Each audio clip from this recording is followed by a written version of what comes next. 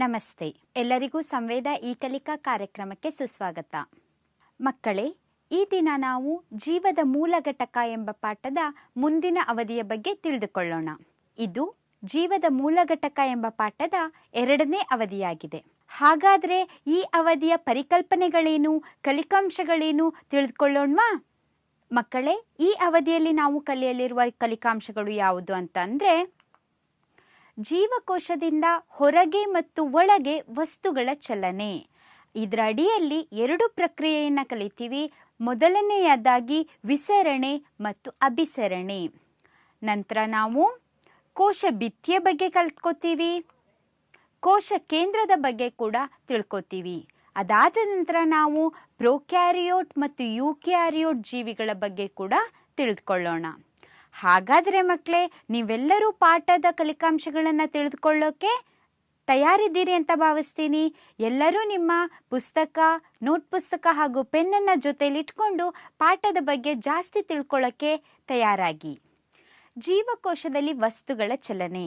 ಮಕ್ಕಳೇ, ಹಿಂದಿನ ಅವಧಿಯಲ್ಲಿ ನಾವು ಈಗಾಗಲೇ ಕಲ್ತ್ಕೊಂಡಿದ್ದೀವಿ, ಜೀವಕೋಶದೊಳಗಡೆ ಯಾವುದೇ ಒಂದು ವಸ್ತು ಚಲಿಸಬೇಕು ಅಂತಂದರೆ ಅದು ಕೋಶ ಪೊರೆಯ ಮೂಲಕವೇ ಚಲಿಸಬೇಕು, ಹೌದಲ್ವೇ?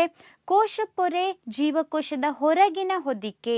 ಕೋಶ ಪೊರೆಯ ಮೂಲಕ ವಸ್ತುಗಳು ಚಲಿಸಲು 2 ಪ್ರಕ್ರಿಯೆಯನ್ನು ಬಳಸಿಕೊಳ್ಳುತ್ತೆ. ಮೊದಲನೆಯದು ವಿಸರಣೆ ಹಾಗೂ 2ನೇಯದು ಅಭಿಸರಣೆ. ಹಾಗಾದರೆ ಈ ವಿಸರಣೆ ಮತ್ತು ಅಭಿಸರಣೆ ಅಂತಂದರೆ ಏನು? ಆ ಪ್ರಕ್ರಿಯೆಗಳು ಹೇಗೆ ಜೀವಕೋಶದಲ್ಲಿ ಸಹಾಯ ಮಾಡುತ್ತೆ ನೋಡೋಣ. ವಿಸರಣೆಯನ್ನು ನಾವು ಇಂಗ್ಲಿಷ್ನಲ್ಲಿ ಡಿಫ್ಯೂಷನ್ ಅಂತಲೂ ಕರಿತೀವಿ. ಹಾಗಾದರೆ ವಿಸರಣೆಯ ವ್ಯಾಖ್ಯಾನ ಏನು? ವಸ್ತುಗಳು ಅಧಿಕ ಸಾರಥಿಯ ಪ್ರದೇಶದಿಂದ ಕಡಿಮೆ ಸಾರಥಿಯ ಪ್ರದೇಶಕ್ಕೆ ಸಹಜವಾಗಿ ಚಲಿಸೋದನ್ನು ವಿಸರಣೆ ಅಂತ ಹೇಳ್ತಾರೆ. ಈ ವಿಸರಣೆ ಬಗ್ಗೆ ಇನ್ನಷ್ಟು ತಿಳಿದುಕೊಳ್ಳೋಕೆ ನಾವೊಂದು ಚಿಕ್ಕ ಚಟುವಟಿಕೆಯನ್ನು ಮಾಡೋಣ. ಮಕ್ಕಳೇ, ಈ ವಿಸರಣೆ ಚಟುವಟಿಕೆಯನ್ನು ತಿಳಿದುಕೊಳ್ಳಲು ನಾನು ಗಾಜಿನ ಲೋಟದಲ್ಲಿ ನೀರನ್ನು ತೆಗೆದುಕೊಂಡಿದ್ದೇನೆ ಹಾಗೂ 1 ಚಮಚದಲ್ಲಿ ಆಹಾರದ ಬಣ್ಣವನ್ನು ತೆಗೆದುಕೊಂಡಿದ್ದೇನೆ. ಈಗ ನೀವು ಸರಿಯಾಗಿ ಗಮನಿಸಿ, ಈ ಆಹಾರದ ಬಣ್ಣವನ್ನು ನಾನು ನೀರಿರುವ ಗಾಜಿನ ಲೋಟಕ್ಕೆ ಬೆರೆಸುತ್ತೇನೆ. ಆಹಾರದ ಬಣ್ಣದ ಕಣಗಳು ಚಲನೆಯಾಗುವುದನ್ನು ನೀವು ಗಮನಿಸಬಹುದು. ನೀರಿನ ಮೇಲ್ಪದರದಿಂದ ಕೆಳಪದರಕ್ಕೆ ಆಹಾರದ ಬಣ್ಣದ ಕಣಗಳು ಚಲಿಸುತ್ತಿವೆ. ಅಧಿಕ ಸಾರಥಿಯ ಪ್ರದೇಶದಿಂದ ಕಡಿಮೆ ಸಾರಥಿಯ ಪ್ರದೇಶಕ್ಕೆ ಬಣ್ಣದ ಕಣಗಳು ಚಲಿಸುವುದನ್ನು ನೀವು ಗಮನಿಸಬಹುದು. ಮಕ್ಕಳೇ, ಈ ಚಟುವಟಿಕೆಯಲ್ಲಿ ಹೇಗೆ ಆಹಾರದ ಬಣ್ಣದ ಕಣಗಳು ಅಧಿಕ ಸಾರಥಿಯ ಪ್ರದೇಶದಿಂದ ಕಡಿಮೆ ಸಾರಥಿಯ ಪ್ರದೇಶಕ್ಕೆ ವಿಸರಿಸಿತು ಅನ್ನೋದನ್ನ ನೀವು ತಿಳಿದುಕೊಂಡಿದ್ದೀರಾ. ಇದೇ ರೀತಿ ಈ ವಿಸರಣೆ ಪ್ರಕ್ರಿಯೆ ದ್ರವ್ಯದ ಎಲ್ಲ ಸ್ಥಿತಿಗಳಲ್ಲೂ ಆಗಬಹುದು. ಘನ, ದ್ರವ, ಅನಿಲ ಸ್ಥಿತಿಗಳಲ್ಲಿಯೂ ಕೂಡ ವಿಸರಣೆ ಪ್ರಕ್ರಿಯೆ ನಡೆಯುತ್ತೆ. ಮಕ್ಕಳೇ, ನೀವು ನಿಮ್ಮ ದಿನನಿತ್ಯ ಚಟುವಟಿಕೆಗಳಲ್ಲಿ ಗಮನಿಸಿರ್ತೀರಾ, ದೇವರ ಮನೆಯಲ್ಲಿ ಹಚ್ಚಿರುವಂತಹ ಊದುಬತ್ತಿಯ ಪರಿಮಳ ಇಡೀ ಮನೆಯಲ್ಲಿ ಪಸರಿಸಿರುತ್ತೆ, ಹೌದಲ್ವೇ? ಅದಕ್ಕೆ ಕಾರಣ ವಿಸರಣೆ ಪ್ರಕ್ರಿಯೆ. ಹಾಗಾದರೆ ಈ ವಿಸರಣೆ ಪ್ರಕ್ರಿಯೆ ಜೀವಕೋಶದಲ್ಲಿ ಹೇಗೆ ಸಹಾಯಕಾರಿ? ಕೋಶ ಪೊರೆಯ ಮೂಲಕ ವಿಸರಣೆ. ಕೋಶ ಪೊರೆಯ ಮೂಲಕ ವಸ್ತುಗಳು ಹೇಗೆ ವಿಸರಣೆ ಆಗುತ್ತೆ? ಪ್ರಮುಖವಾಗಿ ಜೀವಕೋಶದ ಒಳಗೆ ಬರಬೇಕಾದ ಮತ್ತು ಹೊರ ಹೋಗಬೇಕಾದ ವಸ್ತುಗಳು ಎಂದರೆ ಆಮ್ಲಜನಕ ಮತ್ತು ಇಂಗಾಲದ ಡೈಆಕ್ಸೈಡ್. ಈ 2 ಅನಿಲಗಳು ಜೀವಕೋಶಕ್ಕೆ ಪ್ರಮುಖವಾಗಿ ಅಗತ್ಯವಿರುವಂತಹ ವಸ್ತುಗಳು. ಜೀವಕೋಶದ ಉಸಿರಾಟಕ್ಕೆ ಬೇಕಾಗಿರುವಂತಹ ವಸ್ತುಗಳಾಗಿವೆ. ಕಾರ್ಬನ್ ಡೈಆಕ್ಸೈಡ್ ಮತ್ತು ಆಕ್ಸಿಜನ್ ನಂತಹ ಕೆಲವು ವಸ್ತುಗಳು ಕೋಶ ಪೊರೆಯ ಮೂಲಕ ವಿಸರಣೆ ಪ್ರಕ್ರಿಯೆಯಿಂದ ಚಲಿಸುತ್ತವೆ. ಕಾರ್ಬನ್ ಡೈಆಕ್ಸೈಡ್ ಎಂಬುದು ಒಂದು ಕೋಶ ತ್ಯಾಜ್ಯ. ಉಸಿರಾಟದ ಸಮಯದಲ್ಲಿ ಕಾರ್ಬನ್ ಡೈಆಕ್ಸೈಡ್ ಬಿಡುಗಡೆ ಆಗಿರುತ್ತೆ, ಹೌದಲ್ವೇ? ಈ ಬಿಡುಗಡೆಯಾದಂತಹ ಕಾರ್ಬನ್ ಡೈಆಕ್ಸೈಡ್ ಜೀವಕೋಶದಿಂದ ಹೊರಗಡೆ ಹೋಗಬೇಕು. ಕೋಶ ತ್ಯಾಜ್ಯವಾದ್ದರಿಂದ ಅದು ಕೋಶದಿಂದ ಹೊರಗೆ ಚಲಿಸುತ್ತದೆ. ಹೇಗೆ ಹೊರಗಡೆ ಚಲಿಸುತ್ತೆ? ಕಾರ್ಬನ್ ಡೈಆಕ್ಸೈಡ್ನ ವಿಸರಣೆ. ಜೀವಕೋಶದಲ್ಲಿ ಕಾರ್ಬನ್ ಡೈಆಕ್ಸೈಡ್ನ ಸಾರಥ್ಯ ಅಧಿಕವಾದಾಗ ಅದಕ್ಕೆ ಹೋಲಿಸಿದರೆ ಜೀವಕೋಶದ ಹೊರ ಪ್ರದೇಶದಲ್ಲಿ ಕಾರ್ಬನ್ ಡೈಆಕ್ಸೈಡ್ನ ಸಾರಥ್ಯ ಕಡಿಮೆ ಇರುತ್ತೆ. ಆಗ ಏನಾಗುತ್ತೆ? ಜೀವಕೋಶದ ಒಳಗೆ ಮತ್ತು ಹೊರಗೆ ಕಾರ್ಬನ್ ಡೈಆಕ್ಸೈಡ್ನ ಸಾರತೆಯಲ್ಲಿ ವ್ಯತ್ಯಾಸ ಕಂಡು ಬಂದಾಗ ಕಾರ್ಬನ್ ಡೈಆಕ್ಸೈಡ್ ಜೀವಕೋಶದೊಳಗಿನಿಂದ ಹೊರಗೆ ವಿಸರಣೆಯಾಗುತ್ತೆ. ಮಕ್ಕಳೇ, ಈ ಚಿತ್ರವನ್ನು ಗಮನಿಸಿ. ನೀಲಿ ಬಣ್ಣದ ವೃತ್ತ ಏನಿದೆ, ಆ ನೀಲಿ ಬಣ್ಣದ ವೃತ್ತ ಜೀವಕೋಶವನ್ನು ಪ್ರತಿನಿಧಿಸುತ್ತೆ. ಆ ನೀಲಿ ಬಣ್ಣದ ವೃತ್ತದೊಳಗೆ ನಿಮಗೆ ಕೆಂಪು ಮತ್ತು ನೀಲಿ ಬಣ್ಣದ ಅಣುಗಳು ಕಾಣಿಸ್ತಾ ಇದೆ. ಆ ಅಣುಗಳೇ ಕಾರ್ಬನ್ ಡೈಆಕ್ಸೈಡ್ ಅಣುಗಳು. ಆ ಕಾರ್ಬನ್ ಡೈಆಕ್ಸೈಡ್ ಅಣುಗಳು ಜೀವಕೋಶದೊಳಗೆ ಅಧಿಕ ಪ್ರಮಾಣದಲ್ಲಿ ಕಾಣಿಸ್ತಾ ಇದೆ, ಆದರೆ ಜೀವಕೋಶದ ಹೊರಗೆ ಅದು ಕಡಿಮೆ ಪ್ರಮಾಣದಲ್ಲಿ ಕಾಣಿಸ್ತಾ ಇದೆ. ಹಾಗಾದರೆ ಮಕ್ಕಳೇ, ಈ ಕಾರ್ಬನ್ ಡೈಆಕ್ಸೈಡ್ ಅಣುಗಳು ಯಾವ ದಿಕ್ಕಿನಲ್ಲಿ ಚಲಿಸುತ್ತೆ? ಊಹೆ ಮಾಡೋಕ್ಕಾಗತ್ತಾ? ಹೌದು, ಇಲ್ಲಿ ಬಾಣದ ಗುರುತಿನ ಮೂಲಕ ತೋರಿಸಿದ್ದೀನಿ. ಜೀವಕೋಶದಿಂದ ಹೊರಗೆ, ಒಳಗಿನಿಂದ ಹೊರಗೆ ಕಾರ್ಬನ್ ಡೈಆಕ್ಸೈಡ್ ವಿಸರಣೆಗೊಳ್ಳುತ್ತೆ. ಇದೇ ರೀತಿ ಆಕ್ಸಿಜನ್ ಕೂಡ ವಿಸರಣೆಯಾಗಬೇಕು, ಹೌದಲ್ವೇ? ಹಾಗಾದರೆ ಆಕ್ಸಿಜನ್ ಯಾವ ದಿಕ್ಕಿನಲ್ಲಿ ವಿಸರಣೆಗೊಳ್ಳುತ್ತೆ? ಜೀವಕೋಶಕ್ಕೆ ಅಗತ್ಯವಿರುವ ವಸ್ತುಗಳಲ್ಲಿ ಆಕ್ಸಿಜನ್ ಕೂಡ ಒಂದು. ಆದ್ದರಿಂದ ಕಾರ್ಬನ್ ಡೈಆಕ್ಸೈಡ್ ಜೀವಕೋಶದ ಒಳಗಿನಿಂದ ಹೊರಗಡೆ ಹೋದರೆ ಆಮ್ಲಜನಕ ಹೊರಗಿನಿಂದ ಒಳಗೆ ಬರಬೇಕು. ಅದೇ ರೀತಿ ಜೀವಕೋಶದೊಳಗೆ ಆಕ್ಸಿಜನ್ನ ಸಾರತೆ ಕಡಿಮೆಯಾಗುತ್ತಿದ್ದಂತೆ ವಿಸರಣೆ ಪ್ರಕ್ರಿಯೆಯಿಂದ ಆಕ್ಸಿಜನ್ ಜೀವಕೋಶದ ಒಳಗೆ ಚಲಿಸಲಾರಂಭಿಸುತ್ತೆ. ಮಕ್ಕಳೇ, ಈ ಚಿತ್ರವನ್ನು ಒಮ್ಮೆ ಗಮನಿಸಿ. ಜೀವಕೋಶದ ಒಳಗೆ ಆಕ್ಸಿಜನ್ ಅಣುಗಳು ಕಡಿಮೆ ಸಂಖ್ಯೆಯಲ್ಲಿದೆ, ಜೀವಕೋಶದ ಹೊರಗೆ ಆಕ್ಸಿಜನ್ ಅಣುಗಳು ಅಧಿಕ ಸಂಖ್ಯೆಯಲ್ಲಿದೆ. ಆದುದರಿಂದ ಆಕ್ಸಿಜನ್ ಯಾವ ದಿಕ್ಕಿನಲ್ಲಿ ವಿಸರಣೆಯಾಗುತ್ತೆ? ಹೌದು, ಸರಿಯಾಗಿ ಊಹಿಸಿದ್ದೀರಾ. ಆಕ್ಸಿಜನ್ ಹೊರ ಪ್ರದೇಶದಿಂದ ಜೀವಕೋಶದ ಒಳಗೆ ಚಲಿಸುತ್ತೆ. ಈ ವಿಸರಣೆ ಪ್ರಕ್ರಿಯೆಯಲ್ಲಿ ಯಾವುದೇ ಶಕ್ತಿಯ ಅಗತ್ಯವಿರೋದಿಲ್ಲ. ಹಾಗಾದರೆ ಮಕ್ಕಳೇ, ಈಗ ನಾವು ಮತ್ತೊಂದು ಪ್ರಕ್ರಿಯೆಯಾದ ಅಭಿಸರಣೆ ಬಗ್ಗೆ ತಿಳಿದುಕೊಳ್ಳೋಣ. ಅಭಿಸರಣೆ ಪ್ರಕ್ರಿಯೆಯನ್ನು ವಿಶೇಷ ರೀತಿಯ ವಿಸರಣೆ ಪ್ರಕ್ರಿಯೆ ಅಂತ ಕರಿತೀವಿ. ಅಭಿಸರಣೆಯ ವ್ಯಾಖ್ಯಾನವೇನು ನೋಡೋಣ. ನೀರಿನ ಅಣುಗಳು ಅಧಿಕ ಸಾರತೆಯ ಪ್ರದೇಶದಿಂದ ಕಡಿಮೆ ಸಾರತೆಯ ಪ್ರದೇಶಕ್ಕೆ ಅರೆವ್ಯಾಪ ಪೊರೆಯ ಮೂಲಕ ಹಾದು ಹೋಗುವ ಕ್ರಿಯೆಯೇ ಅಭಿಸರಣೆ. ಅಭಿಸರಣೆ ಪ್ರಕ್ರಿಯೆಯು ಎಲ್ಲ ದ್ರವ್ಯ ಸ್ಥಿತಿಯಲ್ಲೂ ಜರುಗುವುದಿಲ್ಲ. ಜೊತೆಗೆ ಅಭಿಸರಣೆ ಪ್ರಕ್ರಿಯೆಯಲ್ಲಿ ಅರೆವ್ಯಾಪ ಪೊರೆ ಸೆಮಿ ಪರ್ಮಿಯಬಲ್ ಮೆಂಬ್ರೇನ್ನ ಅಗತ್ಯ ಇರುತ್ತೆ. ಈ ಚಿತ್ರವನ್ನು ನೋಡಿ ಮಕ್ಕಳೇ. ಈ ಚಿತ್ರದಲ್ಲಿ ನಿಮಗೆ ಒಂದು ಗಾಜಿನ ಲೋಟ ಕಾಣಿಸ್ತಾ ಇದೆ. ಆ ಗಾಜಿನ ಲೋಟದ ಮಧ್ಯದಲ್ಲಿ ಒಂದು ಗೆರೆಯನ್ನು ಎಳೆಯಲಾಗಿದೆ. ಗೆರೆಯ ಒಂದು ಭಾಗದಲ್ಲಿ ನೀರಿದ್ದರೆ ಗೆರೆಯ ಮತ್ತೊಂದು ಭಾಗದಲ್ಲಿ ಉಪ್ಪಿನ ದ್ರಾವಣ ಇದೆ. ಹೀಗಿರುವಾಗ ನೀರಿನ ಕಣಗಳು ನೀರಿನ ಭಾಗದಿಂದ ಉಪ್ಪಿನ ದ್ರಾವಣದ ಕಡೆಗೆ ಚಲಿಸಲಾರಂಭಿಸುತ್ತೆ. ಮಧ್ಯ ಇರುವಂತಹ ಗೆರೆ ಸೆಮಿ ಪರ್ಮಿಯಬಲ್ ಮೆಂಬ್ರೇನ್ ಅಥವಾ ಅರೆವ್ಯಾಪ ಪೊರೆಯನ್ನು ಪ್ರತಿನಿಧಿಸುತ್ತೆ. ಸಕ್ಕರೆ ಅಥವಾ ಉಪ್ಪಿನ ದ್ರಾವಣದಲ್ಲಿ ಒಂದು ಸಸ್ಯ ಅಥವಾ ಪ್ರಾಣಿ ಜೀವಕೋಶವನ್ನಿರಿಸಿದರೆ ಏನಾಗಬಹುದು? 3 ಪ್ರಕ್ರಿಯೆ ನಡೀಬಹುದು. ಮೊದಲನೆಯದಾಗಿ ಜೀವಕೋಶ ಉಬ್ಬಬಹುದು. ಎರಡನೆಯದಾಗಿ ಜೀವಕೋಶ ಮೂಲ ಗಾತ್ರದಲ್ಲಿರಬಹುದು. ಅಥವಾ ಮೂರನೆಯ ಪ್ರಕ್ರಿಯೆ ಜೀವಕೋಶ ಮುದುಡಬಹುದು. ಈ ಅಭಿಸರಣೆಯ ಬಗ್ಗೆ ಇನ್ನಷ್ಟು ತಿಳಿದುಕೊಳ್ಳಲು ಒಂದು ಚಿಕ್ಕ ಚಟುವಟಿಕೆಯನ್ನು ಮಾಡೋಣ. ಮಕ್ಕಳೇ, ಈ ಚಟುವಟಿಕೆಯಲ್ಲಿ ನಾನು 2 ಗಾಜಿನ ಲೋಟದಲ್ಲಿ ನೀರನ್ನು ತೆಗೆದುಕೊಂಡಿದ್ದೇನೆ ಹಾಗೂ ಸ್ವಲ್ಪ ಪ್ರಮಾಣದ ಒಣ ದ್ರಾಕ್ಷಿ ತೆಗೆದುಕೊಂಡಿದ್ದೇನೆ. ಜೊತೆಯಲ್ಲಿ ಉಪ್ಪನ್ನು ತೆಗೆದುಕೊಂಡಿದ್ದೇನೆ. ಮೊದಲನೆಯದಾಗಿ ನೀರಿರುವ ಬೀಕರ್ಗೆ ಸ್ವಲ್ಪ ಪ್ರಮಾಣದ ಒಣ ದ್ರಾಕ್ಷಿಯನ್ನು ಬೆರೆಸುತ್ತೇನೆ. ಈ ಒಣ ದ್ರಾಕ್ಷಿಯನ್ನು ಸ್ವಲ್ಪ ಸಮಯ ಹೀಗೆ ಬಿಡೋಣ. ನಂತರ ಎರಡನೇ ಬೀಕರ್ನಲ್ಲಿ ಸ್ವಲ್ಪ ಪ್ರಮಾಣದ ಉಪ್ಪನ್ನು ಬೆರೆಸಿ ಉಪ್ಪಿನ ದ್ರಾವಣವನ್ನು ತಯಾರಿಸಿಕೊಳ್ಳುತ್ತೇನೆ. ಉಪ್ಪನ್ನು ಬೆರೆಸಿ ನಿಧಾನವಾಗಿ ಕದಡುತ್ತೇನೆ. ಈ ಉಪ್ಪಿನ ದ್ರಾವಣಕ್ಕೆ ದ್ರಾಕ್ಷಿಯನ್ನು ಬೆರೆಸಬೇಕು. ಆ ದ್ರಾಕ್ಷಿಯು ಮೊದಲು ನೀರಿನಲ್ಲಿ ಹಾಕಿ ಉಬ್ಬಿರುವಂತಹ ದ್ರಾಕ್ಷಿಯನ್ನು ಈ ಉಪ್ಪಿನ ದ್ರಾವಣಕ್ಕೆ ಬೆರೆಸುತ್ತೇನೆ. ಮಕ್ಕಳೇ, ಈಗ ಮೊದಲನೇ ಬೀಕರ್ನಲ್ಲಿರುವ ದ್ರಾಕ್ಷಿಯನ್ನು ಗಮನಿಸಿ. ಈ ದ್ರಾಕ್ಷಿ ಉಬ್ಬಿರುತ್ತದೆ ಹಾಗೂ ಎರಡನೇ ಬೀಕರ್ನಲ್ಲಿರುವ ದ್ರಾಕ್ಷಿ ಸಂಕುಚಿತಗೊಂಡಿರುತ್ತದೆ. ಮಕ್ಕಳೇ, ಈ ಚಟುವಟಿಕೆಯಲ್ಲಿ ನೀವು ಗಮನಿಸಿದ್ರಿ ಹೇಗೆ ನೀರು ಅಧಿಕ ಸಾರತೆಯ ಪ್ರದೇಶದಿಂದ ಕಡಿಮೆ ಸಾರತೆಯ ಪ್ರದೇಶಕ್ಕೆ ಅರೆವ್ಯಾಪ ಪೊರೆಯ ಮೂಲಕ ಚಲಿಸಿತು ಅನ್ನೋದನ್ನ ನೀವು ಅರ್ಥೈಸಿಕೊಂಡ್ರಿ. ಈ ಪುಟ್ಟ ಚಟುವಟಿಕೆಯನ್ನ ನೀವು ನಿಮ್ಮ ಮನೆಯಲ್ಲೂ ಮಾಡಬಹುದು ಅಲ್ವೇ? ಮಾಡಿ ನೋಡ್ತೀರಾ ಅಲ್ವೇ?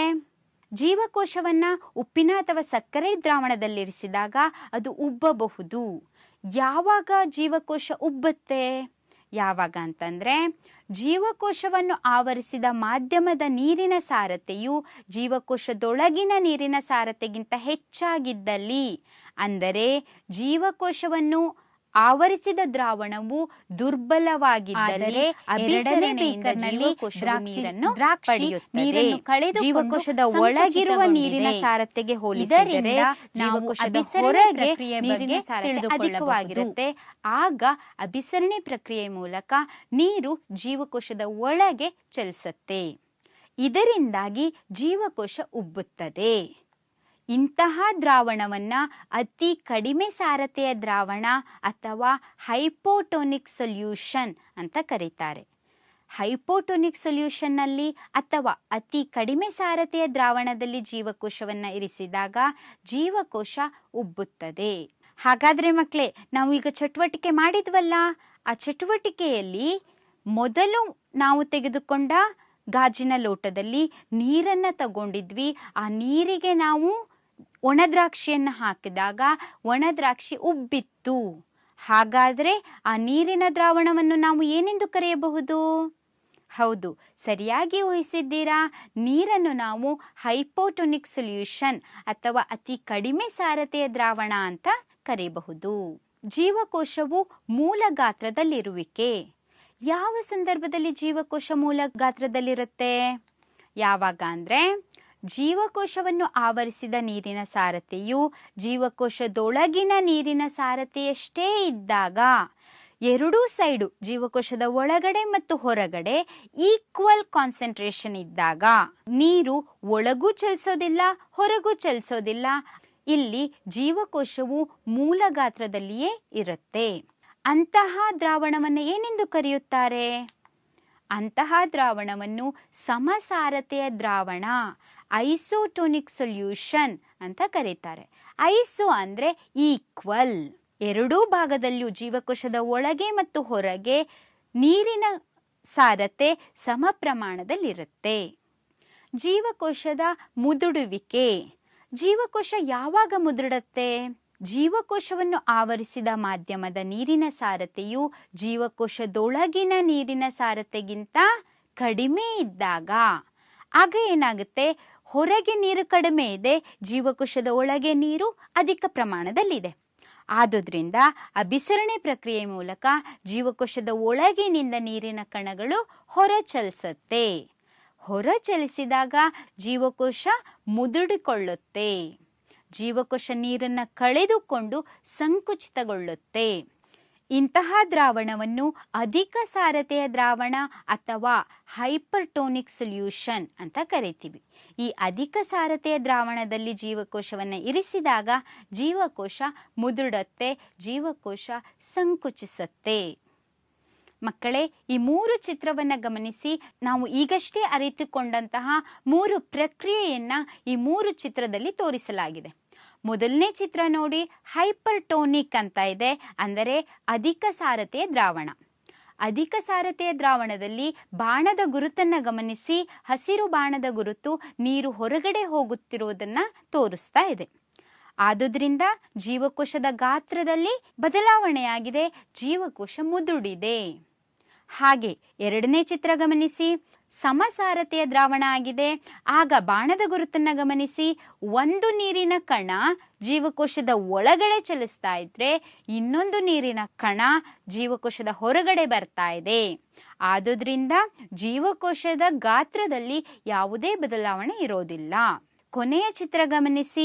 ಅಲ್ಲಿ ನಿಮಗೆ ಹೈಪೋಟೋನಿಕ್ ಅಂತ ಕೊಟ್ಟಿದ್ದಾರೆ. ಅದರರ್ಥ ಕಡಿಮೆ ಸಾರತೆಯ ದ್ರಾವಣ. ಅದರಲ್ಲಿ ಬಾಣದ ಗುರುತನ್ನು ಗಮನಿಸಿ ಮಕ್ಕಳೇ. ಅಭಿಸರಣೆಯ ಮೂಲಕ ನೀರು ಒಳಗೆ ಚಲಿಸೋದ್ರಿಂದ ಜೀವಕೋಶ ಗಾತ್ರದಲ್ಲಿ ಹೆಚ್ಚಾಗಿದೆ, ಜೀವಕೋಶ ಉಬ್ಬುತ್ತದೆ. ಹಾಗಾದ್ರೆ ಈ ಅಭಿಸರಣಿಗೆ ಉದಾಹರಣೆಗಳೇನು? ಜೀವಿಗಳಲ್ಲಿ ಇದರ ಉಪಯೋಗ ಏನು ನೋಡೋಣ. ಸಿಹಿನೀರಿನಲ್ಲಿ ವಾಸಿಸುವ ಅನೇಕ ಏಕಕೋಶೀಯ ಜೀವಿಗಳು ಮತ್ತು ಬಹುತೇಕ ಸಸ್ಯಗಳು ಬೇರಿನಿಂದ ನೀರನ್ನು ತೆಗೆದುಕೊಳ್ಳಲು ಬಳಸುವ ಪ್ರಕ್ರಿಯೆ ಅಭಿಸರಣೆ. ಜೀವಕೋಶದ ಜೀವಿತಾವಧಿಯಲ್ಲಿ ನಡೆಯುವ ಅನಿಲಗಳ ಮತ್ತು ನೀರಿನ ವಿನಿಮಯದಲ್ಲಿ ಅಭಿಸರಣೆ ಪ್ರಮುಖವಾಗಿದೆ. ಯಾವುದೇ ಒಂದು ಜೀವಕೋಶ ಅದರ ಜೀವಿತಾವಧಿಯಲ್ಲಿ ತೆಗೆದುಕೊಳ್ಳುವ ನೀರು ಮತ್ತು ಇತರೆ ವಸ್ತುಗಳ ಚಲನೆಗೆ ಅಭಿಸರಣೆ ಪ್ರಮುಖ ಪಾತ್ರವನ್ನು ವಹಿಸುತ್ತೆ. ಈಗ ನಾವು ಇನ್ನೊಂದು ಪ್ರಮುಖ ವಿದ್ಯಮಾನವಾದ ಎಂಡೋಸೈಟೋಸಿಸ್ ಬಗ್ಗೆ ತಿಳಿದುಕೊಳ್ಳೋಣ. ಹಾಗಾದರೆ ಮಕ್ಕಳೇ, ಮೊದಲಿಗೆ ಈ ಪದದ ಅರ್ಥವನ್ನು ತಿಳಿದುಕೊಳ್ಳೋಣ. ಎಂಡೋ ಅಂತ ಅಂದರೆ ಇನ್ಸೈಡ್, ಒಳಗೆ. ಸೈಟ್ ಅಂದರೆ ಸೆಲ್, ಜೀವಕೋಶ. ಹಾಗಾದರೆ ಅದರ ವ್ಯಾಖ್ಯಾನ ನೋಡೋಣವೇ? ಕೋಶಪೊರೆಯ ನಮ್ಯತೆಯಿಂದಾಗಿ ಜೀವಕೋಶವು ತನ್ನ ಹೊರಗಿನ ಪರಿಸರದಿಂದ ಆಹಾರ ಮತ್ತು ಇತರ ವಸ್ತುಗಳನ್ನು ತನ್ನೊಳಗೆ ತೆಗೆದುಕೊಳ್ಳುವ ಪ್ರಕ್ರಿಯೆಯನ್ನು ಎಂಡೋಸೈಟೋಸಿಸ್ ಅಂತ ಕರೀತಾರೆ. ಈ ಪ್ರಕ್ರಿಯೆ ಅನೇಕ ಏಕಕೋಶೀಯ ಜೀವಿಗಳಲ್ಲಿ ಆಹಾರವನ್ನು ಮತ್ತು ಇತರೆ ವಸ್ತುಗಳನ್ನು ತೆಗೆದುಕೊಳ್ಳಲು ಸಹಕಾರಿಯಾಗಿದೆ. ಈ ವಿಧಾನದಿಂದ ಅಮೀಬಾವು ತನ್ನ ಆಹಾರವನ್ನು ತೆಗೆದುಕೊಳ್ಳುತ್ತೆ. ಇಲ್ಲಿ ಚಿತ್ರ ತೋರಿಸ್ತಾ ಇದ್ದೀನಿ ನೋಡಿ ಮಕ್ಕಳೇ. ಈ ಚಿತ್ರದಲ್ಲಿ ನಿಮಗೆ ಅಮೀಬಾ ಕಾಣಿಸ್ತಾ ಇದೆ. ಅಮೀಬಾದ ಕೋಶಪೊರೆಯು ನಮ್ಯವಾಗಿರುತ್ತೆ. ಆ ಕೋಶಪೊರೆಯ ಸಹಾಯದಿಂದ ಅಮೀಬಾವು ಹೊರ ಪ್ರದೇಶದಿಂದ ತನ್ನ ಆಹಾರವನ್ನು ತೆಗೆದುಕೊಳ್ಳುತ್ತೆ. ಅಂತಹ ಪ್ರಕ್ರಿಯೆಯೇ ಎಂಡೋಸೈಟೋಸಿಸ್. ಮಕ್ಕಳೇ, ಈಗ ನಾವು ಜೀವಕೋಶದ ಮತ್ತೊಂದು ಪ್ರಮುಖ ಭಾಗವಾದ ಕೋಶಭಿತ್ತಿ ಅಥವಾ ಸೆಲ್ ವಾಲ್ ಬಗ್ಗೆ ತಿಳಿದುಕೊಳ್ಳೋಣ. ಈ ಕೋಶಭಿತ್ತಿ ಅಥವಾ ಸೆಲ್ ವಾಲ್ ಎಲ್ಲ ಜೀವಕೋಶಗಳಲ್ಲಿಯೂ ಕಂಡುಬರುವುದಿಲ್ಲ. ಕೆಲವೊಂದು ಜೀವಕೋಶಗಳಲ್ಲಿ ಕೋಶಪೊರೆಯ ಹೊರಭಾಗದಲ್ಲಿ ಗಡುಸಾದ ಹೊರಪದರ ಇರುತ್ತೆ. ಈ ಗಡುಸಾದ ಹೊರಪದರವನ್ನು ಕೋಶಭಿತ್ತಿ ಎನ್ನುತ್ತಾರೆ. ಕೋಶಭಿತ್ತಿಯು ಕೋಶಪೊರೆಯ ಹೊರಭಾಗದಲ್ಲಿ ಕಂಡುಬರುತ್ತೆ.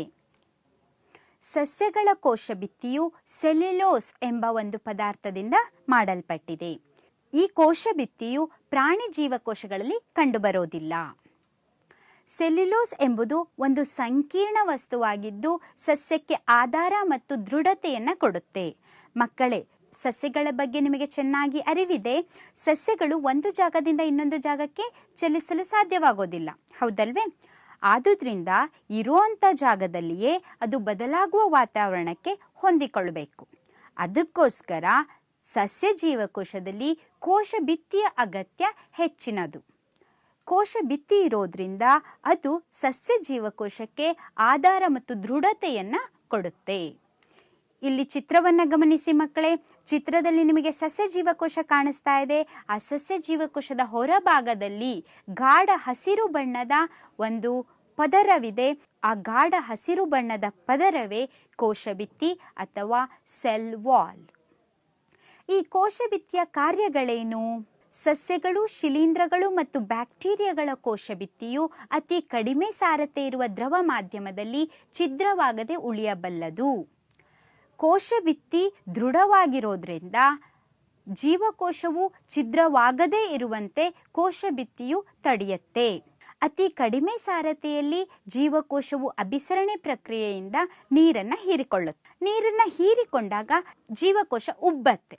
ಜೀವಕೋಶದ ಒಳಗಡೆ ಚಲಿಸಿದ ನೀರು ಜೀವಕೋಶದ ಮೇಲೆ ಒತ್ತಡವನ್ನು ಹೇರುತ್ತೆ. ಆ ಒತ್ತಡದ ವಿರುದ್ಧವಾಗಿ ಸಮನಾದ ಒತ್ತಡವನ್ನು ಕೋಶಭಿತ್ತಿ ಹೇರುತ್ತೆ. ಈ ಕೋಶಭಿತ್ತಿ ಒತ್ತಡವನ್ನು ಹೇರೋದ್ರಿಂದ ಜೀವಕೋಶವು ಛಿದ್ರವಾಗದೆ ಉಳಿದುಕೊಳ್ಳಲು ಸಹಾಯಕಾರಿಯಾಗುತ್ತೆ. ಆದರೆ ಪ್ರಾಣಿ ಜೀವಕೋಶದಲ್ಲಿ ಯಾವುದೇ ಕೋಶಭಿತ್ತಿ ಇರೋದಿಲ್ಲ. ಕೋಶಭಿತ್ತಿ ಇಲ್ಲದೇ ಇರೋದ್ರಿಂದ ಪ್ರಾಣಿ ಜೀವಕೋಶವನ್ನು ಅತಿ ಕಡಿಮೆ ಸಾರತೆಯ ದ್ರಾವಣದಲ್ಲಿ ಹಾಕಿದಾಗ ಮೊದಲು ಉಬ್ಬತ್ತೆ, ನಂತರದಲ್ಲಿ ಅದು ಛಿದ್ರವಾಗಬಲ್ಲದು. ಸಸ್ಯ ಜೀವಕೋಶಗಳಲ್ಲಿ ಕೋಶಭಿತ್ತಿ ಇರೋದ್ರಿಂದ ಅವು ಸುತ್ತಲಿನ ಮಾಧ್ಯಮದಲ್ಲಿ ಆಗುತ್ತಿರುವಂತಹ ಬದಲಾವಣೆಗಳನ್ನು ತಡೆದುಕೊಳ್ಳಬಹುದು. ಜೀವದ್ರವ್ಯ ಆಕುಂಚನ. ಏನಿದು ಜೀವದ್ರವ್ಯ ಆಕುಂಚನ ಅಂತಂದರೆ ಇದನ್ನು ಪ್ಲಾಸ್ಮೋಲಿಸಿಸ್ ಅಂತಲೂ ಕರೀತಾರೆ ಮಕ್ಕಳೇ. ಈ ಪ್ರಕ್ರಿಯೆಯ ಬಗ್ಗೆ ತಿಳಿದುಕೊಳ್ಳೋಣ. ಒಂದು ಸಸ್ಯದ ಜೀವಂತ ಜೀವಕೋಶವು ಅಭಿಸರಣೆ ಪ್ರಕ್ರಿಯೆಯಿಂದಾಗಿ ನೀರಿನಂಶವನ್ನು ಕಳೆದುಕೊಳ್ಳಬಹುದು. ಯಾವುದೇ ಒಂದು ಜೀವಕೋಶವನ್ನು ನಾವು ಅಧಿಕ ಸಾರತೆಯ ದ್ರಾವಣದಲ್ಲಿರಿಸಿದಾಗ ಅದು ನೀರನ್ನು ಕಳೆದುಕೊಳ್ಳುತ್ತೆ. ಆಗ ಅದರ ಘಟಕಗಳು ಸಂಕುಚಿಸಿ ಕೋಶ ಭಿತ್ತಿಯಿಂದ ದೂರ ಸರಿಯುತ್ತೆ. ಇಲ್ಲಿ ಒಂದು ಚಿತ್ರವನ್ನು ಗಮನಿಸಿ ಮಕ್ಕಳೇ. ಈ ಚಿತ್ರದಲ್ಲಿ ನಿಮಗೆ ಜೀವಕೋಶಗಳು ಕಾಣಿಸ್ತಾ ಇದೆ. ಜೀವಕೋಶದ ಒಳಗೆ ಜೀವಕೋಶದ ಭಾಗ ಕಾಣಿಸ್ತಾ ಇದೆ. ಅದನ್ನು ಗುಲಾಬಿ ಬಣ್ಣದಿಂದ ಗುರುತಿಸಲಾಗಿದೆ.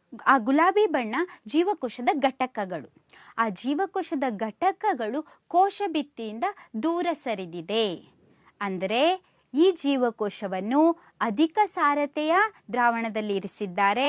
ಆಗ ಜೀವಕೋಶ ಜೀವದ್ರವ್ಯ ಆಕುಂಚನಕ್ಕೆ ಒಳಗಾಗಿದೆ. ಈ ಪ್ರಕ್ರಿಯೆಯು ಕೋಶ ಭಿತ್ತಿ ಹೊಂದಿರುವಂತಹ ಜೀವಕೋಶಗಳಲ್ಲಿ ಮಾತ್ರ ನಡೆಯುತ್ತೆ. ಜೀವಂತ ಜೀವಕೋಶಗಳಲ್ಲಿ ಮಾತ್ರ ಈ ಪ್ರಕ್ರಿಯೆ ನಡೆಯುತ್ತೆ. ಈಗ ನಾವು ಜೀವಕೋಶದ ರಚನಾತ್ಮಕ ವ್ಯವಸ್ಥೆಯಡಿ ಬರುವಂತಹ ಮತ್ತೊಂದು ಪ್ರಮುಖ ಭಾಗವಾದ ಕೋಶ ಕೇಂದ್ರ ಅಥವಾ ನ್ಯೂಕ್ಲಿಯಸ್ ಬಗ್ಗೆ ತಿಳಿದುಕೊಳ್ಳೋಣ. ಜೀವಕೋಶದ ಮಧ್ಯಭಾಗದಲ್ಲಿ ದಟ್ಟವಾದ ಬಣ್ಣದ ದುಂಡಾದ ಅಥವಾ ಅಂಡಾಕಾರದ ರಚನೆ ಕಾಣಿಸುತ್ತೆ. ಆ ದುಂಡಾದ ಅಂಡಾಕಾರದ ರಚನೆಯನ್ನೇ ನ್ಯೂಕ್ಲಿಯಸ್ ಅಥವಾ ಕೋಶ ಕೇಂದ್ರ ಅಂತ ಕರಿತೀವಿ. ಇಲ್ಲಿ ನೋಡಿ ಮಕ್ಕಳೇ, ಚಿತ್ರ ಕಾಣಿಸ್ತಾ ಇದೆ. ದುಂಡಾದ ಅಂಡಾಕಾರದ ರಚನೆ ಕಾಣಿಸ್ತಾ ಇದೆ. ಆ ರಚನೆಯೇ ಕೋಶ ಕೇಂದ್ರ. ಕೋಶ ಕೇಂದ್ರದ ರಚನೆ. ಹಾಗಾದ್ರೆ ಈ ನ್ಯೂಕ್ಲಿಯಸ್ನ ರಚನೆ ಹೇಗಿರುತ್ತೆ? ಈ ಚಿತ್ರವನ್ನ ಗಮನಿಸಿ. ಈ ಚಿತ್ರದಲ್ಲಿ ನಿಮಗೆ ದುಂಡಾಕಾರದ ನ್ಯೂಕ್ಲಿಯಸ್ ಕಾಣಿಸ್ತಾ ಇದೆ. ಆ ನ್ಯೂಕ್ಲಿಯಸ್ನ ರಚನೆ ಬಗ್ಗೆ ತಿಳಿದುಕೊಳ್ಳೋಣ. ಪ್ರತಿ ನ್ಯೂಕ್ಲಿಯಸ್ ಕೋಶ ಕೇಂದ್ರ ಪೊರೆ ಅಥವಾ ನ್ಯೂಕ್ಲಿಯರ್ ಮೆಂಬ್ರೇನ್ ಅನ್ನ ಹೊಂದಿರುತ್ತೆ. ಈ ನ್ಯೂಕ್ಲಿಯರ್ ಮೆಂಬ್ರೇನ್ 2 ಪದರದ್ದಾಗಿರುತ್ತೆ. ಒಂದು ಹೊರ ಪದರ, ಮತ್ತೊಂದು ಒಳ ಪದರ. 2 ಪದರದ ನ್ಯೂಕ್ಲಿಯರ್ ಮೆಂಬ್ರೇನ್ ಕೋಶ ಕೇಂದ್ರ ಪೊರೆ ಕೋಶ ಕೇಂದ್ರದಲ್ಲಿ ಕಂಡುಬರುತ್ತೆ. ಈ ನ್ಯೂಕ್ಲಿಯರ್ ಮೆಂಬ್ರೇನ್ ರಂಧ್ರಗಳನ್ನು ಹೊಂದಿದ್ದು ಇದರ ಮೂಲಕ ವಸ್ತುಗಳು ನ್ಯೂಕ್ಲಿಯಸ್ನ ಹೊರಗೆ ಚಲಿಸಲು ಸಾಧ್ಯವಾಗುತ್ತೆ. ಹಾಗೆ ನ್ಯೂಕ್ಲಿಯಸ್ನ ಒಳಭಾಗದಲ್ಲಿ ಪರಸ್ಪರ ಹೆಣೆದುಕೊಂಡಿರುವಂತಹ ದಾರದ ಎಳೆಗಳ ರಚನೆ ಕಾಣಿಸುತ್ತೆ. ಆ ದಾರದ ಎಳೆಯಂತಹ ರಚನೆಯನ್ನ ಕ್ರೊಮ್ಯಾಟಿನ್ ವಸ್ತುಗಳು ಅಂತ ಕರೀತಾರೆ. ಇಲ್ಲಿ ಚಿತ್ರವನ್ನ ನೋಡಿ. ಗುಲಾಬಿ ಬಣ್ಣದ ದಾರದ ಎಳೆಯಂತಹ ರಚನೆಗಳು ಕಾಣಿಸ್ತಾ ಇದೆ. ಅದನ್ನ ಕ್ರೊಮ್ಯಾಟಿನ್ ವಸ್ತುಗಳು ಅಂತ ಕರೀತಾರೆ. ಈ ಕ್ರೊಮ್ಯಾಟಿನ್ ವಸ್ತುಗಳು ಜೀವಕೋಶದ ವಿಭಜನೆ ಸಮಯದಲ್ಲಿ ಕ್ರೋಮೋಸೋಮ್ಗಳಾಗಿ ರೂಪಾಂತರಗೊಳ್ಳುತ್ತೆ. ಇಲ್ಲಿ ನೋಡಿ ಚಿತ್ರದಲ್ಲಿ ಗಮನಿಸಿ. ಜೀವಕೋಶದ ಒಳಗೆ ನ್ಯೂಕ್ಲಿಯಸ್ನ ಒಳಭಾಗದಲ್ಲಿ ಕೋಶ ಕೇಂದ್ರದ ಒಳಭಾಗದಲ್ಲಿ ನಿಮಗೆ ಎಕ್ಸ್ ಆಕಾರದ ರಚನೆಗಳು ಕಾಣಿಸ್ತಾ ಇದೆ. ಈ ಎಕ್ಸ್ ಆಕಾರದ ರಚನೆಗಳನ್ನೇ ಕ್ರೋಮೋಸೋಮ್ಸ್ ಅಂತ ಕರೀತಾರೆ. ಕೋಶ ವಿಭಜನೆಯ ಸಮಯದಲ್ಲಿ ಕ್ರೊಮ್ಯಾಟಿನ್ ವಸ್ತುಗಳು ದಂಡಾಕಾರದ ರಚನೆಗಳಾಗಿ ಗೋಚರಿಸುತ್ತೆ. ಈ ದಂಡಾಕಾರದ ರಚನೆಗಳನ್ನೇ ಕ್ರೋಮೋಸೋಮ್ಸ್ ಅಂತ ಕರಿತೀವಿ. ಮಕ್ಕಳೇ, ಈ ಕ್ರೋಮೋಸೋಮ್ಸ್ ಜೀವಕೋಶದಲ್ಲಿ ಕೋಶ ವಿಭಜನೆಯ ಸಮಯದಲ್ಲಿ ಮಾತ್ರ ಕಂಡುಬರುತ್ತೆ. ಈ ಕ್ರೋಮೋಸೋಮ್ಗಳು ತಂದೆ ತಾಯಿಗಳಿಂದ ಮುಂದಿನ ಪೀಳಿಗೆಗೆ ವರ್ಗಾವಣೆಗೊಳ್ಳುವ ಅನುವಂಶೀಯ ಗುಣಗಳನ್ನು DNA ಅಂದರೆ ಡಿಆಕ್ಸಿರೈಬೋ ನ್ಯೂಕ್ಲಿಕ್ ಆಮ್ಲ ಅಣುವಿನ ರೂಪದಲ್ಲಿ ಹೊಂದಿರುತ್ತೆ. ಕ್ರೋಮೋಸೋಮಿನ ಪಾತ್ರ ಜೀವಕೋಶದಲ್ಲಿ ಪ್ರಮುಖವಾದದ್ದು. ಏಕೆಂದರೆ ನಮ್ಮ ದೇಹದಲ್ಲಿ ನಾವು ತಂದೆ ತಾಯಿಗಳ ಅನೇಕ ಗುಣಗಳನ್ನು ಹೊಂದಿರ್ತೀವಿ. ಆ ಗುಣಗಳು ತಂದೆ ತಾಯಿಯಿಂದ ನಮಗೆ ಬರಲು ಕಾರಣೀಕರ್ತ ಕ್ರೋಮೋಸೋಮ್ಗಳು DNA ಮತ್ತು ಪ್ರೋಟೀನ್ಗಳ ಸಂಯೋಜನೆಯಿಂದ ಆಗಿದೆ. ಜೀವಕೋಶದ ನಿರ್ಮಾಣ ಹಾಗೂ ಸಂಘಟಿಸುವಿಕೆಗೆ ಬೇಕಾದಂತಹ ಮಾಹಿತಿಯನ್ನು ಈ DNA ಅಣುಗಳು ಒದಗಿಸುತ್ತೆ. ಇಲ್ಲಿ ನೋಡಿ ಮಕ್ಕಳೇ, DNA ರಚನೆ ಕಾಣಿಸ್ತಾ ಇದೆ. DNA ರಚನೆ ಸುರುಳಿಯಾಕಾರದ ಏಣಿಯಂತಹ ರಚನೆ, ಹೆಲಿಕಲ್ ಸ್ಟ್ರಕ್ಚರ್ ಇರುತ್ತೆ. ಈ DNA ರಚನೆಗಳಲ್ಲಿ ನಮಗೆ ನಮ್ಮ ತಂದೆ ತಾಯಿಗಳಿಂದ ಬರುವಂತಹ ಅನುವಂಶೀಯ ಗುಣಗಳು ಅಡಕವಾಗಿರುತ್ತೆ. DNA ಅಣುಗಳ ಕ್ರಿಯಾಶೀಲ ಭಾಗವನ್ನ ಜೀನ್ ಅಂತ ಕರೀತಾರೆ. ಜೀವಕೋಶ ವಿಭಜನೆ ಸಂದರ್ಭದಲ್ಲಿ ಕ್ರೊಮ್ಯಾಟಿನ್ ವಸ್ತುಗಳು ಕ್ರೋಮೋಸೋಮ್ಗಳಾಗಿ ರೂಪಾಂತರಗೊಳ್ಳುತ್ತೆ. ಜೀವಕೋಶದ ಪ್ರಜನನ ಕ್ರಿಯೆಯಲ್ಲಿ ನ್ಯೂಕ್ಲಿಯಸ್ ಪ್ರಧಾನ ಪಾತ್ರ ವಹಿಸುತ್ತೆ. ಜೀವಕೋಶದಲ್ಲಿ ನಡೆಯುವಂತಹ ಅನೇಕ ರಾಸಾಯನಿಕ ಚಟುವಟಿಕೆಗಳನ್ನು ನಿರ್ದೇಶಿಸುವ ಮೂಲಕ ನ್ಯೂಕ್ಲಿಯಸ್ ನಿರ್ಣಾಯಕ ಪಾತ್ರ ನಿರ್ವಹಿಸುತ್ತೆ. ಅದಕ್ಕೋಸ್ಕರ ಮಕ್ಕಳೇ, ನ್ಯೂಕ್ಲಿಯಸ್ನ ಬ್ರೈನ್ ಆಫ್ ದ ಸೆಲ್, ಜೀವಕೋಶದ ಮೆದುಳು ಅಂತಲೂ ಕರಿತೀವಿ.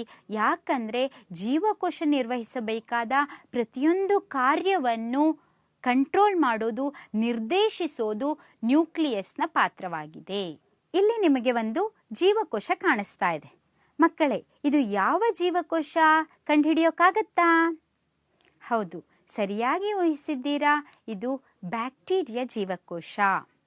ಇಲ್ಲಿ ನಾನು ನಿಮಗೆ ಮತ್ತೊಂದು ಜೀವಕೋಶವನ್ನು ತೋರಿಸ್ತೀನಿ. ಇದು ಯಾವ ಜೀವಕೋಶ ಮಕ್ಕಳೇ? ಹೌದು, ಇದು ಸಸ್ಯ ಜೀವಕೋಶ. ಎರಡೂ ಜೀವಕೋಶವನ್ನು ಸರಿಯಾಗಿ ಗಮನಿಸಿ. ಎರಡೂ ಜೀವಕೋಶದ ನ್ಯೂಕ್ಲಿಯಸ್, ಕೋಶ ಕೇಂದ್ರವನ್ನು ಗಮನಿಸಿ. ಬ್ಯಾಕ್ಟೀರಿಯಾ ಜೀವಕೋಶದಲ್ಲಿ ನ್ಯೂಕ್ಲಿಯಸ್ನ ಜಾಗದಲ್ಲಿ ದಾರದ ಎಳೆಯಂತಹ ರಚನೆ ಮಾತ್ರ ಕಾಣಿಸ್ತಾ ಇದೆ. ಆದರೆ ಸಸ್ಯ ಜೀವಕೋಶದಲ್ಲಿ ನ್ಯೂಕ್ಲಿಯಸ್ಗೆ ಪದರ ಕಾಣಿಸ್ತಾ ಇದೆ. ಅಂತಂದರೆ ಜೀವಕೋಶದಲ್ಲಿ ನ್ಯೂಕ್ಲಿಯಸ್ನ ರಚನೆ ವಿವಿಧ ರೀತಿಯಲ್ಲಿ ಇರಬಹುದು. ನ್ಯೂಕ್ಲಿಯಸ್ನ ರಚನೆಯ ಆಧಾರದ ಮೇಲೆ ಜೀವಕೋಶಗಳನ್ನು ಎರಡು ಭಾಗಗಳಾಗಿ ವಿಭಾಗಿಸಬಹುದು. ಒಂದು ಪ್ರೊಕ್ಯಾರಿಯೋಟ್ ಜೀವಕೋಶ, ಮತ್ತೊಂದು ಯೂಕ್ಯಾರಿಯೋಟ್ ಜೀವಕೋಶ. ಹಾಗಾದರೆ ಈ ಪ್ರೊಕ್ಯಾರಿಯೋಟ್ ಮತ್ತು ಯೂಕ್ಯಾರಿಯೋಟ್ಗಳ ನಡುವಿನ ವ್ಯತ್ಯಾಸವನ್ನು ಅರ್ಥೈಸಿಕೊಳ್ಳೋಣ. ಪ್ರೊಕ್ಯಾರಿಯೋಟ್ ಜೀವಕೋಶ. ಈ ಪ್ರೊಕ್ಯಾರಿಯೋಟ್ ಜೀವಕೋಶವು ಸಾಮಾನ್ಯವಾಗಿ ಸಣ್ಣ ಗಾತ್ರದಲ್ಲಿರುತ್ತೆ. ಆದರೆ ಯೂಕ್ಯಾರಿಯೋಟ್ ಜೀವಕೋಶವು ದೊಡ್ಡ ಗಾತ್ರದಾಗಿರುತ್ತೆ. ಜೊತೆಯಲ್ಲಿ ಪ್ರೊಕ್ಯಾರಿಯೋಟ್ ಜೀವಕೋಶದಲ್ಲಿ ಅಸ್ಪಷ್ಟ ನ್ಯೂಕ್ಲಿಯರ್ ಪ್ರದೇಶ ಕಂಡುಬರುತ್ತೆ. ಈ ಅಸ್ಪಷ್ಟ ನ್ಯೂಕ್ಲಿಯರ್ ಪ್ರದೇಶವನ್ನು ನ್ಯೂಕ್ಲಿಯಾಯ್ಡ್ ಅಂತ ಕರಿತೀವಿ. ಮಕ್ಕಳೇ, ಪ್ರೊಕ್ಯಾರಿಯೋಟ್ನಲ್ಲಿ ಕಂಡುಬರುವಂತಹ ನ್ಯೂಕ್ಲಿಯರ್ ಪ್ರದೇಶವನ್ನು ಅಸ್ಪಷ್ಟ ಅಂತ ಕರಿತೀವಿ. ಯಾಕಂತಂದರೆ ಈ ನ್ಯೂಕ್ಲಿಯರ್ ಪ್ರದೇಶದಲ್ಲಿ ಯಾವುದೇ ನ್ಯೂಕ್ಲಿಯರ್ ಪೊರೆ ಕಂಡುಬರೋದಿಲ್ಲ. ಆದರೆ ಯೂಕ್ಯಾರಿಯೋಟ್ ಜೀವಕೋಶದಲ್ಲಿ ನ್ಯೂಕ್ಲಿಯರ್ ಪ್ರದೇಶ ನಿರ್ದಿಷ್ಟವಾಗಿದ್ದು ನ್ಯೂಕ್ಲಿಯರ್ ಪೊರೆಯಿಂದ ಆವೃತವಾಗಿರುತ್ತೆ. ಇನ್ನೊಂದು ಪ್ರಮುಖ ವ್ಯತ್ಯಾಸ, ಪ್ರೊಕ್ಯಾರಿಯೋಟ್ ಜೀವಕೋಶದಲ್ಲಿ ಒಂದೇ ಕ್ರೋಮೋಸೋಮ್ಗಳು ಕಂಡುಬರುತ್ತೆ. ಆದರೆ ಯೂಕ್ಯಾರಿಯೋಟ್ ಜೀವಕೋಶದಲ್ಲಿ ಅಧಿಕ ಕ್ರೋಮೋಸೋಮ್ಗಳು ಕಂಡುಬರುತ್ತೆ. ಜೊತೆಗೆ ಪ್ರೊಕ್ಯಾರಿಯೋಟ್ ಜೀವಕೋಶದಲ್ಲಿ ಪೊರೆ ಸಹಿತ ಕಣದಂಗಗಳು ಕಂಡುಬರೋದಿಲ್ಲ. ಆದರೆ ಯೂಕ್ಯಾರಿಯೋಟ್ ಜೀವಕೋಶದಲ್ಲಿ ಪೊರೆ ಸಹಿತ, ಪೊರೆ ರಹಿತ ಎಲ್ಲ ರೀತಿಯ ಕಣದಂಗಗಳು ಇರುತ್ತದೆ. ಹಾಗಾದರೆ ಮಕ್ಕಳೇ, ಇಲ್ಲಿವರೆಗೆ ನಾವು ಕಲಿತಂತಹ ಪರಿಕಲ್ಪನೆಗಳ ಮೇಲೆ ಒಂದಷ್ಟು ಪ್ರಶ್ನೆಗಳಿಗೆ ಉತ್ತರಿಸೋಣ.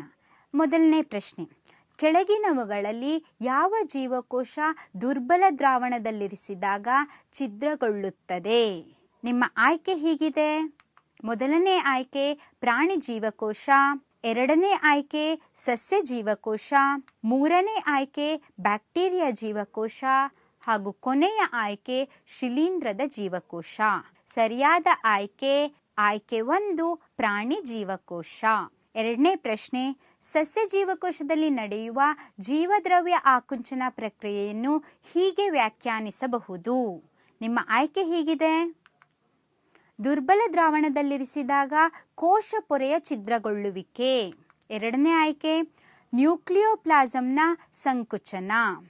ಪ್ರಬಲ ದ್ರಾವಣದಲ್ಲಿ ಜೀವಕೋಶದ ಉಬ್ಬುವಿಕೆ. ಪ್ರಬಲ ದ್ರಾವಣದಲ್ಲಿ ಕೋಶ ದ್ರವ್ಯದ ಸಂಕುಚನ. ಹಾಗಾದರೆ ಸರಿಯಾದ ವ್ಯಾಖ್ಯಾನ ಯಾವುದು ಮಕ್ಕಳೇ? ಸರಿಯಾಗಿ ಊಹಿಸಿದ್ದೀರಾ. ಸರಿಯಾದ ಆಯ್ಕೆ ಡಿ, ಪ್ರಬಲ ದ್ರಾವಣದಲ್ಲಿ ಜೀವದ್ರವ್ಯದ ಸಂಕುಚನ. ಸರಿ ಮಕ್ಕಳೇ, ಇಲ್ಲಿ ತನಕ ನಾವು ಅನೇಕ ಪರಿಕಲ್ಪನೆಗಳನ್ನು ಸುಲಭವಾಗಿ ಅರ್ಥೈಸ್ಕೊಂಡಿದ್ದೀವಿ. ಈಗ ಈ ಪರಿಕಲ್ಪನೆಯಡಿ ಒಂದಷ್ಟು ಪ್ರಶ್ನೆಗಳನ್ನು ಕೊಡ್ತೀನಿ. ನಿಮ್ಮ ಗೃಹ ಕಾರ್ಯಕ್ಕಾಗಿ ಈ ಪ್ರಶ್ನೆಗಳನ್ನು ಬರೆದಿಟ್ಕೊಳ್ಳಿ. ನಿಮ್ಮ ಮೊದಲನೇ ಪ್ರಶ್ನೆ, ಎಂಡೋಸೈಟೋಸಿಸ್ ಎಂದರೇನು? ಎರಡನೇ ಪ್ರಶ್ನೆ, ಜೀನ್ಗಳು ಎಲ್ಲಿ ಕಂಡುಬರುತ್ತವೆ?